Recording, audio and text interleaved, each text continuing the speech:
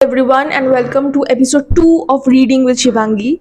So this video is going to be about 7 books, really popular books or written by popular authors that I read which I did not like and why I didn't like them. Before I start, I would like to introduce myself a little bit. I am from Kolkata, and since forever, literally since I could read, I have been a voracious reader so far. I have read thousands of books in my life so far, and I thought let's finally open a booktube and put my opinions forward. So, the first book I'm going to talk about, this entire series had the entire Bookstagram, Booktube, and Book Talk audience in a chokehold.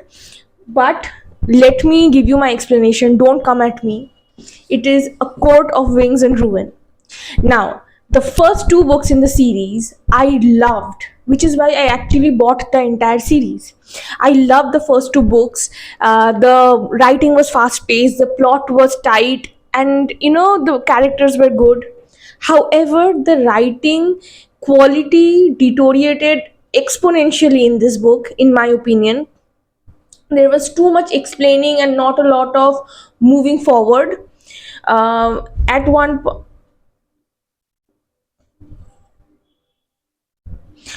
one point it seemed like it was being written by someone who was writing for the first time. Again, no hate to the author. I mean, I'm trying not to give hate to the author. This is again a personal opinion. And also I felt like there was so much fluff and so much inter character relationships being explored that the plot was becoming loose. See, inter-character relationships, the yearning, the breakup and makeup, and all of these things are feel good, or they are good to read when it is done in the backdrop of a strong plot. The plot has to move things forward. That's when all of these things, they create that create a situation where you can't put the book down. But from the third book, from middle of the third book onwards, I completely lost interest. The plot was just not as good as before, and I ended up not reading the rest of the series at all. Now, the second book I want to talk about is Assistant to the Villain. Sorry, Apprentice to the Villain. Now, I have read the first book, Assistant to the Villain, and it had every cringy trope, and it was so delicious to consume. The first book was very entertaining, truly, and it was so cartoonish, so funny. It was that typical grumpy sunshine trope, like very stereotypical tropes, but I loved it. However, in the second book, that the same thing happened, because in the first book the author had developed such a cute relationship between the main leads. Now in the second book, the author was focusing mainly on their relationship and their banter, which is cute, but I felt like a little more attention should have been given to the plot. Like, I still read quite far, I still read towards the end of this book, but I could not continue because too much attention was being given to the banter and the interpersonal relationships than the storyline in general. Now, the third book is about an author who is my absolute favorite author. He is a Japanese author, and this is the author of Devotion of Suspect X, Kigo Higashino. Okay, and I absolutely adore this man. I Whenever he comes out with a new book, I get my hands on it. And I feel like Higashino is one of the very few male authors who have a deep and accurate understanding of the female psyche. I will in a later video suggest some of his books to read, but right now let me talk about this book, Newcomer, and why it was such a disappointment. Now, Higashino's books are mainly mystery novels, detective novels. Okay, and it's very gripping, it's psychological, and the twist at the end will hit you like a punch, which is why it's like drugs practically to me.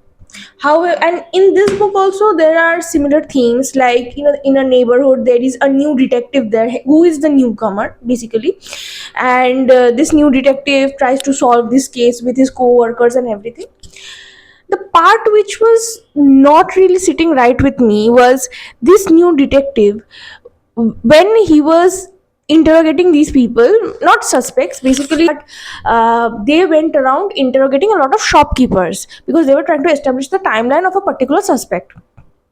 And every single shopkeeper he went to talk to, he was trying to help them. Now helping someone in general, obviously it's not a bad thing, but the thing is, in Higashino's books, every action of a character or everything, every dialogue of a character, they mean something, there is some significance to it. And suddenly this detective is going out of his way and being a goody two shoes and helping everyone out. It wasn't sitting right. Higashino doesn't write like that. So much attention was given to this detective helping other people that I legit thought it was a plot line and something was going to come of it at the end, but it didn't. There was no significance to it. I don't know why Higashino wrote this, but that is why Newcomer was a very big disappointment. Like, this is not what I expect from a Higashino novel. Fourth book I want to talk about, this was not an entirely disappointing book. I quite liked it. There were many good elements. However, I'll tell you why it's in this list. It's called The Girl Who Fell Beneath the Sea. Firstly, I would like you to just take a look at the cover. The cover is phenomenal, and this is one thing I love about Asian authors. They always make such beautiful books. About the story, when it started out, it was pretty solid. Okay, so there is a village, and in this village there is a tradition. Every year one woman is sacrificed to the sea god as a bride, as a result of which the sea god will not try to, kill them or destroy their crops or kill their livestock and everything.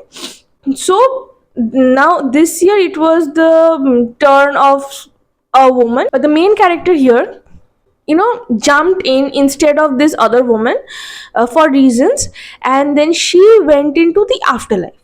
Now, the description and storytelling power of this book is phenomenal. The description of the afterlife reminded me of Spirited Away and also of the Ghost City in Heaven's Official Blessing. So you can understand the vibes here. It was really beautiful, and they go on an adventure, and like a lot of things happen and everything and everything. Why it is in this list is because the end was a bit underwhelming. They all lived happily ever after at the end. Okay, it was a happy ending. But considering the story, the plot, considering the description and the vivid narration, I expected a more impactful ending. I felt the ending was a bit like the story started here and then just went down. That's how I felt about it. But still, I would suggest everyone to read this book at least once. It is definitely a one time read. So, my fifth book is My Happy Marriage, the second part.